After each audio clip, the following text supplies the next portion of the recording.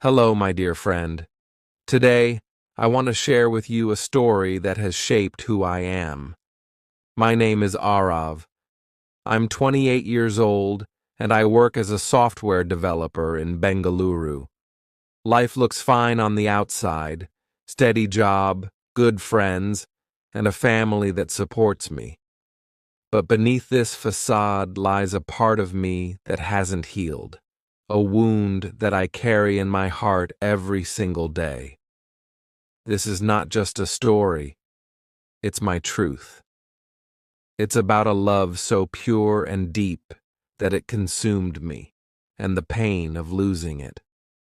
I'll begin at the start, where all stories do, when I met her. Her name was Ria. I was 24 back then, freshly graduated and eager to prove myself in the bustling tech industry. Bengaluru was a new city for me, a maze of opportunity and chaos. I had joined my first job, learning the ropes of corporate life and trying to make sense of adulthood. One afternoon, during a team meeting, I saw her for the first time. She was standing near the projector screen, presenting a slide on a project update. Her voice was calm yet commanding, her words precise. She had an air of confidence that drew everyone in. Ria was 26, a senior analyst, and someone who seemed to have it all together. She had sharp features, curly black hair that framed her face perfectly, and eyes that sparkled when she smiled. I was mesmerized. For the rest of the meeting, I barely focused on the discussion. My mind was a swirl of thoughts about her. Days turned into weeks, and I found myself drawn to her presence. At first, it was just small talk in the cafeteria or casual greetings in the hallway. But then, one day, I mustered the courage to ask her if she'd like to join me for coffee after work. To my surprise, she said yes. That evening was the first of many. We talked about everything: our jobs, our families, our dreams. Ria was from Pune, the youngest of 3 siblings. She had moved to Bengaluru for work and loved the independence the city offered. She told me about her love for books, especially poetry, and how she found solace in words when the world felt overwhelming. I told her about my love for music, how I would spend hours strumming my guitar to clear my mind. We were different in so many ways, yet we connected on a level that felt profound. As the months passed, our bond grew deeper. We started spending more time together, exploring the city, discovering quaint cafes, and even traveling to nearby hill stations. I was falling for her, and it wasn't long before I confessed my feelings. I remember the night vividly. We were sitting on a rooftop, the city lights twinkling below us. My heart was pounding as I told her how much she meant to me.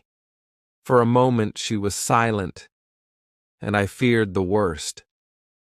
But then she smiled, a smile that lit up her entire face, and told me she felt the same. For a while, everything was perfect.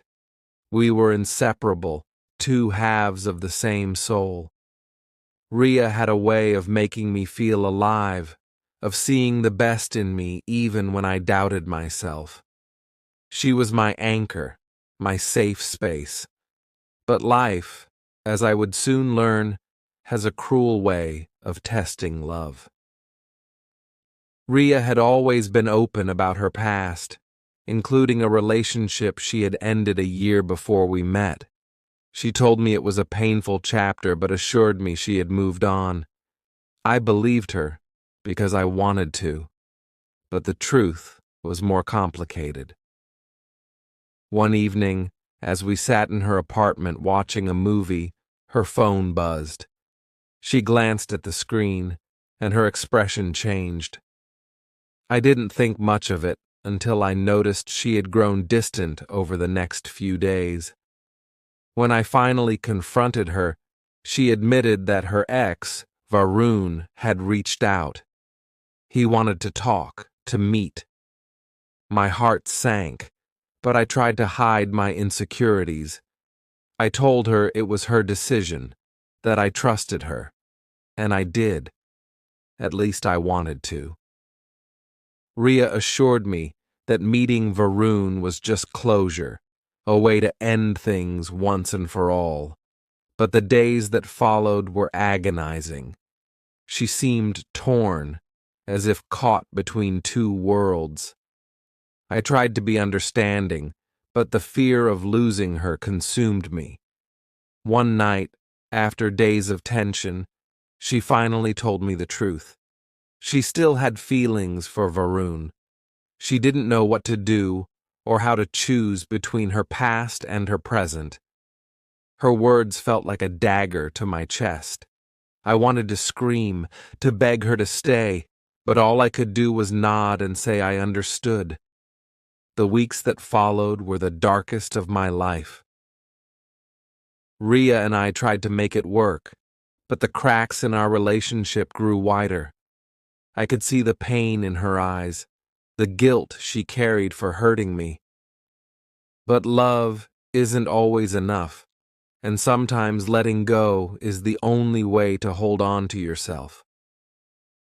One evening, as we sat in a park where we had shared countless happy moments, Ria told me she had made her decision. She was going back to Varun. I didn't say a word. I just sat there, staring at the ground, as tears streamed down my face. She reached out to touch my hand, but I pulled away. The pain was too raw, too unbearable. She moved to a different city.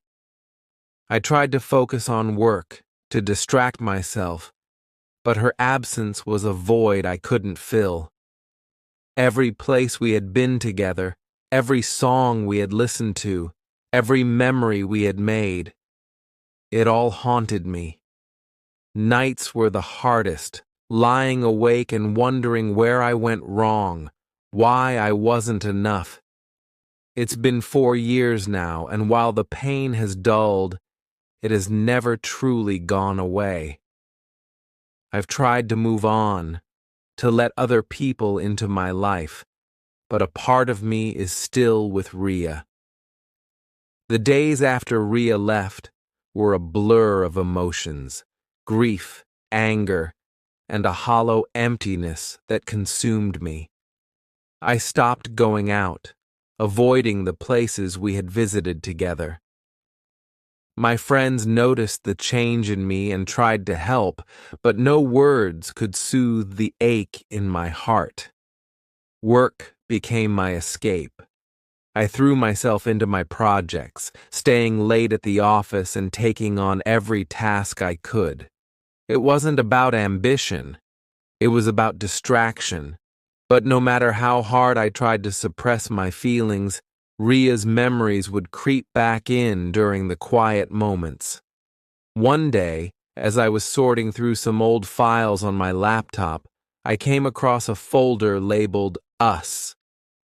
It was full of pictures and videos we had taken together, smiling selfies, candid moments, and snapshots of our adventures. I stared at the screen, my heart heavy, before finally closing the folder. I wasn't ready to delete it, but I couldn't bear to look at it either. Months turned into a year. Life began to settle into a routine, though the pain of losing Ria lingered like a dull ache. I started going out with friends again, trying to reclaim parts of myself that I had lost. One evening, my college friend Neha invited me to a small gathering at her apartment. "You need to meet new people, Arav," she insisted. I hesitated, but eventually agreed.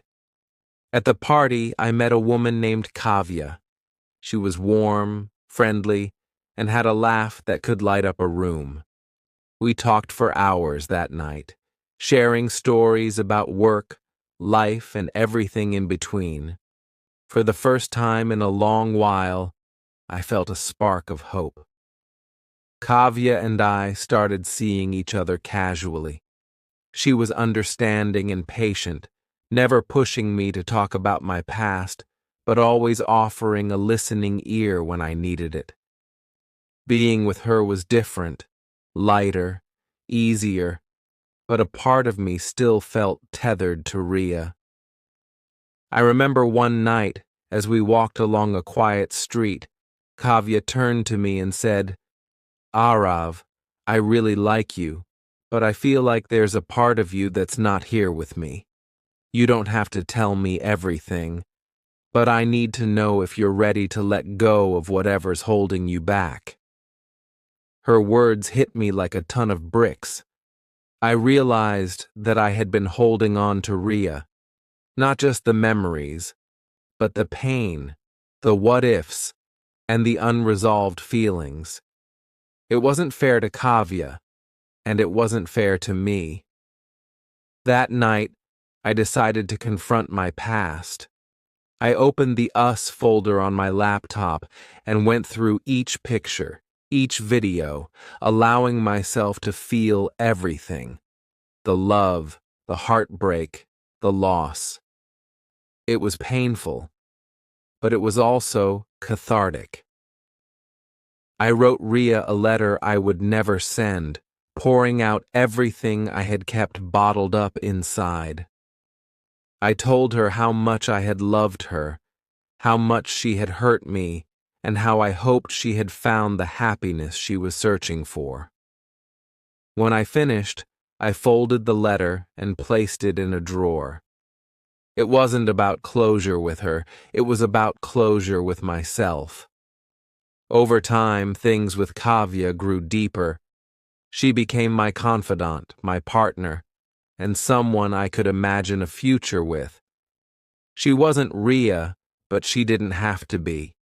She was herself, kind, compassionate, and full of life. One evening, as we sat on a bench overlooking a lake, I told her about Ria. I told her everything: how we met, how we loved, and how we lost each other. Kavya listened without judgment, holding my hand as I spoke. When I finished, she looked at me and said, "Arav, I'm glad you told me. But remember, you're not defined by your past. You're allowed to love again, to be happy again. And I'll be here for you, no matter what." Life moved forward, as it always does.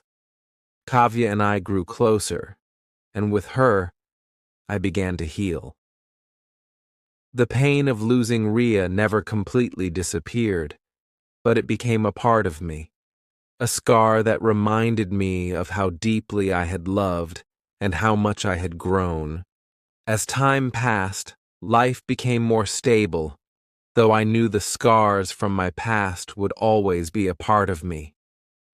Kavya and I had built something beautiful together, something I never thought I'd have again. Yet every now and then, a flicker of memory would bring Ria back to my mind. It wasn't longing anymore. It was a quiet reflection, like looking at an old photograph and feeling a distant connection. I often wondered if I would ever see her again.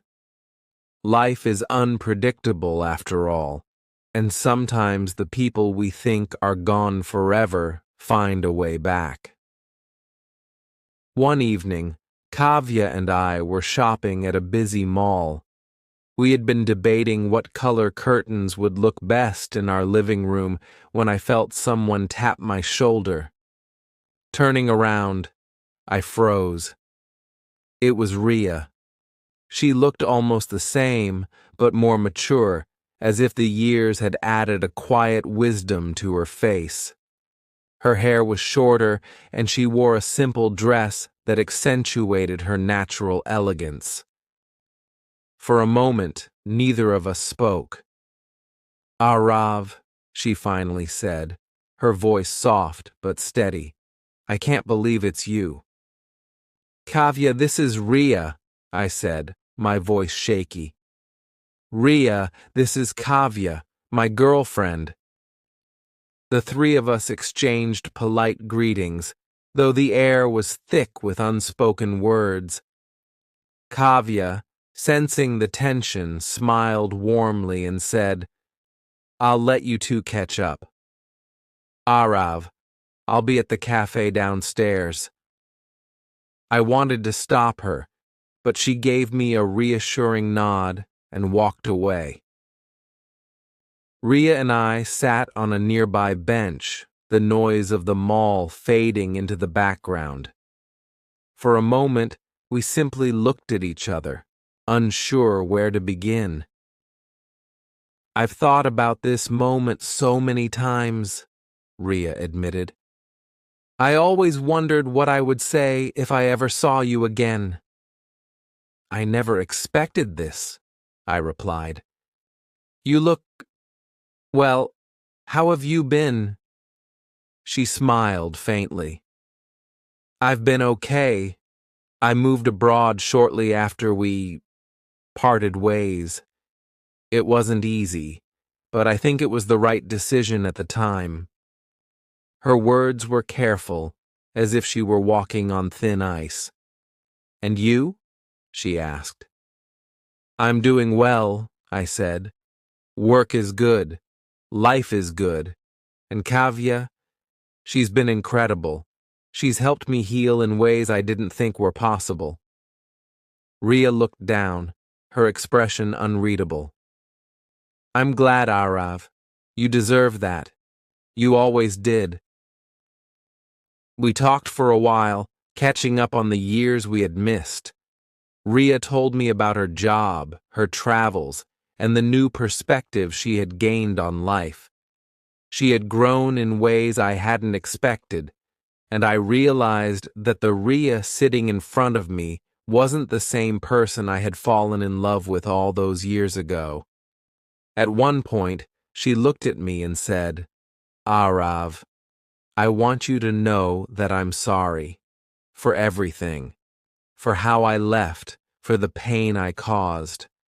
I was confused, and I didn't handle things the way I should have. Her apology caught me off guard, and for a moment, I didn't know how to respond.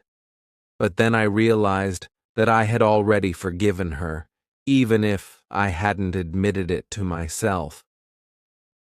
I appreciate that, Ria, I said. But the past is the past. We both made mistakes, and we both had to grow in our own ways. I'm happy with where I am now, and I hope you are too.